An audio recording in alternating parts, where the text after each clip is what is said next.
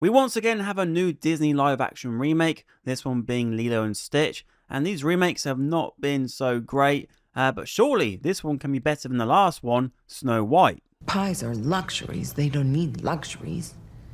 It confuses them. Make it stop! So yeah, Lilo and Stitch does have that advantage of being the next film in line after Snow White, which was one of the worst reviewed films of all time. And so for general audiences, they might look at the movie calendar and think, okay, there's two Disney live action remakes out in the space of 2 months.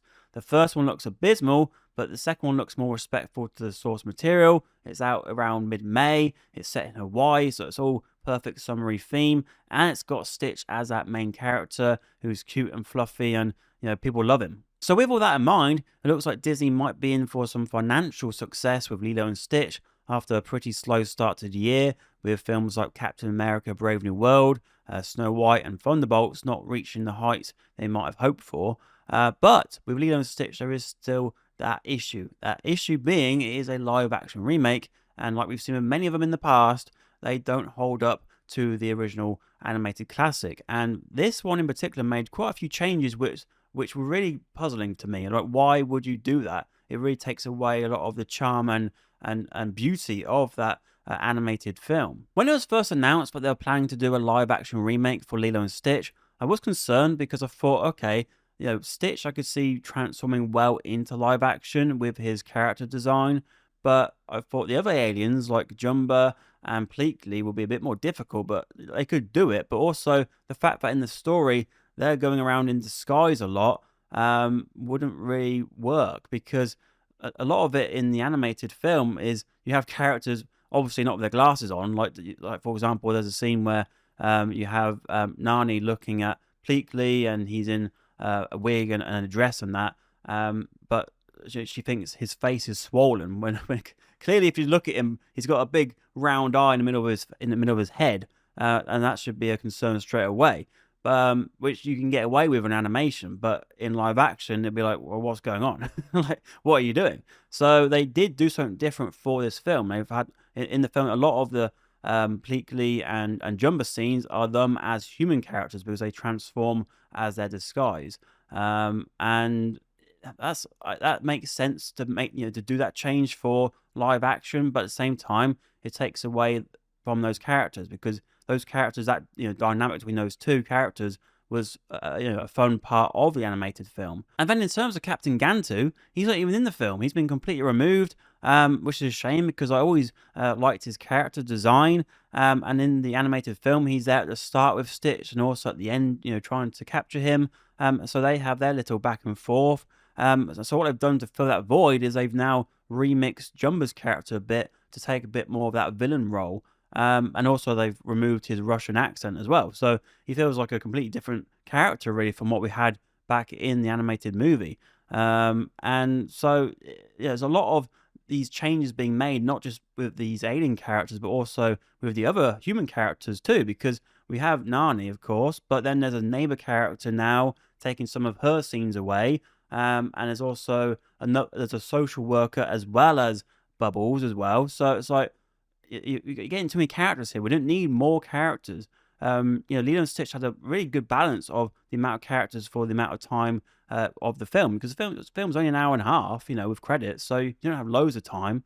And so taking even just one or two scenes away from a character can have quite a significant impact. To bring in a positive though, Stitch is still Stitch. Like, he's once again voiced by Chris Sanders. He has those chaotic and lovable scenes you'd hope to see from him. And the film in general does follow very much like the animated classic in the way the story goes. However, the last 20 minutes, they do have the most amount of changes in that part of the movie.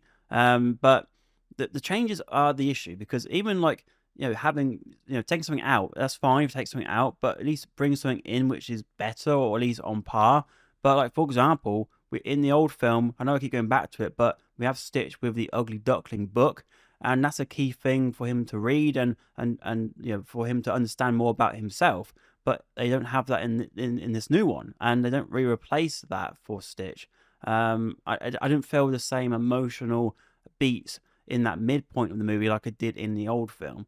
Whereas, this new one, you do get a bit of that towards the end, because Lilo and Stitch, their bond is what is so adorable, and Stitch finding that Ohana family. So there is still that. I think, unless you're made out of stone, you're not going to feel something there. But it could be better because it has been done better, and that's just the way of these remakes. With this new Lilo and Stitch, the casting for Lilo was always going to be integral because of the responsibility that character has, and also considering that Lilo is a young girl, the actress you get to play her will likely be her first ever role, and that is the case here for Maya Kealoha, and she was really fantastic, surprisingly good. I didn't really know what to expect going in. I thought, with some child actors, they can be slightly robotic with their line delivery, but she really got into the role brilliantly. And also considering she had to, go up alongside a CGI character who wasn't there, so a lot of that, she had to just have in her head.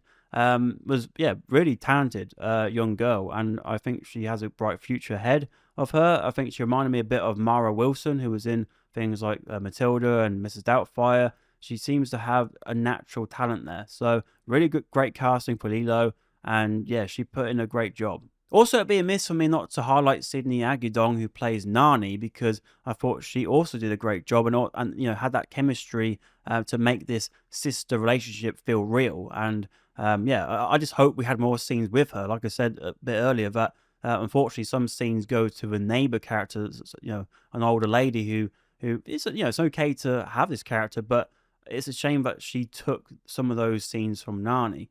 So yeah, it's one of those where I understand what they wanted to flesh it out, considering what they do at the end of the film, which I don't really think was a bright idea. I won't spoil that, but I just don't really understand why they would change that.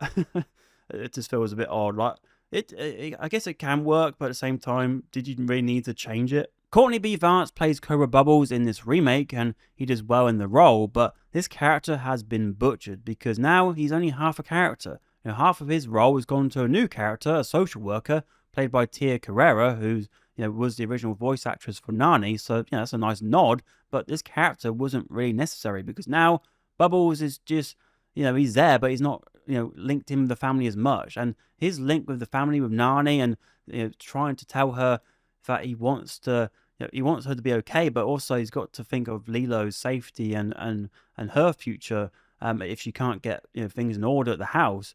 All that's not really in this film, and so again, you've lost something there from that original movie, and once again, it's another example of where we have a remake just being a diluted version of it. I've already talked a bit about Jumbo and Pleakley already, but when they're in their alien form, they do look very accurate and what you'd expect them to look like. And when it comes to their human form, as they get into, Billy Magnuson does play Pleakley well. He gets into his mannerisms, whereas Zach Galifianakis playing Jumba, I was really surprised. He was really bland. He seemed like he was quite bored to be there, which was a bit odd. And then just to complete the alien characters, I thought the Grand Councilwoman was well brought to life here, and she was voiced well as well by Hannah Waddingham, who you might know from Ted Lasso.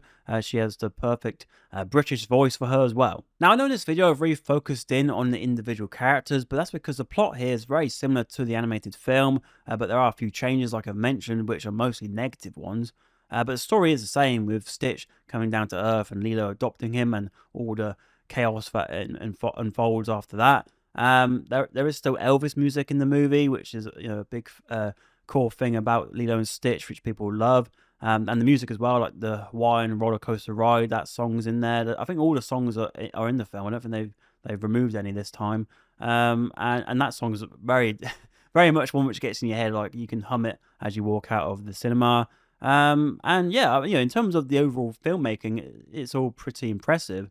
But the film is just, like I said before, it's just another remake where I think you could have fun as a family going to see us at the cinema. That's fine. I don't think it's not like Snow White where you're gonna go there and think, oh bloody hell, why did I bother? Like, I don't think it's a complete waste of money or anything. It's just that if you want to watch Lilo and Stitch, you can do it at home and watch the better version there. So it's not really, you don't really need to see it in the cinema. But as it's the summer, and if you want a family outing or just want to take someone to go and see it or go and see it yourself, whatever the case may be, then Lilo and Stitch is fine as a film to watch. It's just misses some components which the animated film did so much better. So what are your thoughts on Lilo and Stitch? And also, when it comes to the 2002 animation, were you a big fan when it came out at the time, or are you someone who thought it was okay? For me, I really enjoyed it. It's a film I always enjoyed to rewatch growing up, and also the different spin-offs as well. But yeah, let me know all your thoughts in the comments down below. Like the video if you enjoyed it. Subscribe if you want some more reviews in the future and other movie and TV videos. And until next time, take care. And if you want to watch another video, on screen are a couple of my recent videos.